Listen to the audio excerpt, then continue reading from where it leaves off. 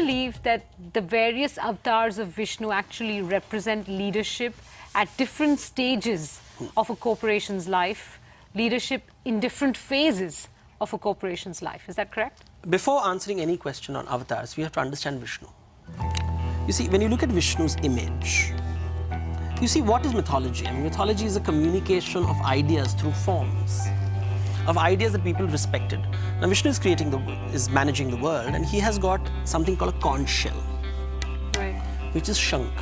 Then he has got a wheel on the other side, which is called a chakra.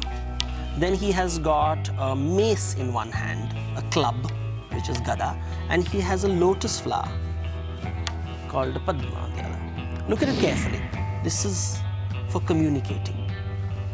Wheel for reviewing, gada for discipline, and padma for appreciation. And any good leader does the same thing. He has to communicate, he has to review, he has to discipline you if you're not online, and he has to appreciate if you've done good things. So it is this image that in many ways represents the ideal traits of leadership. Ideal traits of leadership. You see, you don't see a rule book anywhere, do you? No, but if he needed to discipline, he would need to discipline according to a set of rules, right? Yes, but every rule exists in a context. So there cannot be fixed rules. There has to be a fixed principle. And that context is explained using the concept of yuga in mythology. Okay. So they say that when the life cycle of the world has 4 parts, it is going to die, just as human beings will die one day. We have youth, then we have maturity, old age, senility. And in many ways, this represents the many phases that a corporation goes through as well. So all the yugas will have different set of rules based on a common principle called dharma.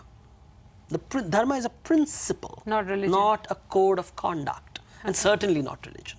Right.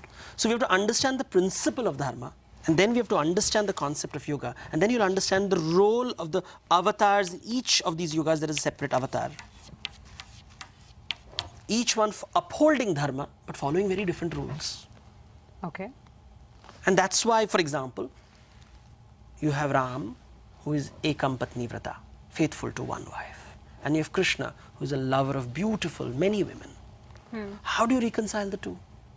And both are gods. And both are gods, and both are upholding dharma, but the rules are very different. Okay. So you have Krishna, who is Radha and Rukmini, and Satyabhama, and Jambavati. Ram, only Sita. And Parshuram, there is no wife around. Where is the wife? There is no wife around. So 3 gods, 3 different rules. So one overarching principle, different kinds of leadership required in different phases of the life cycle of an organization. But all feeding in or all abiding by that one overarching principle. All right.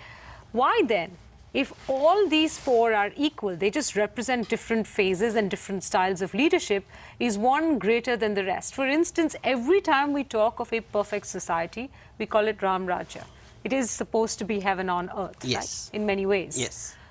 There are many other leaders, there are many other gods. Why is Ram revered so much more than the rest of them? Remember, that's the only form of God which is visualized as a king. Krishna is not king, he's a king maker. You worship Krishna as a cowherd and a charioteer, not as a king. Ram is the only deity of all the deities in India. There's so many temples in India. There's only one deity who is visualized as a king. That's Ram. So there's only one king we're talking about who is worshipped. But it can't be his position that draws the faithful, right? The fact that he's king is not instrumental in why he's so revered. The divinity is indifferent to his role because he is Vishnu. So he's cowherd, he's charioteer. Remember, these are... So why are you laying so much emphasis on the kingliness of him? Because he is doing what a king is supposed to do. He's living the life of... He's behaving as a king is supposed to be. And that's what Ram is associated with. And what is that it's supposed to be? He is living for the people, to the point that when given a choice between an honest and faithful wife and a cruel subjects, cruel, unjust, unfair subjects, what does the king take a decision? He chooses his cruel subjects and rejects his faithful wife. It's the classic conflict between personal life and professional life. and he chooses the professional life over the personal life.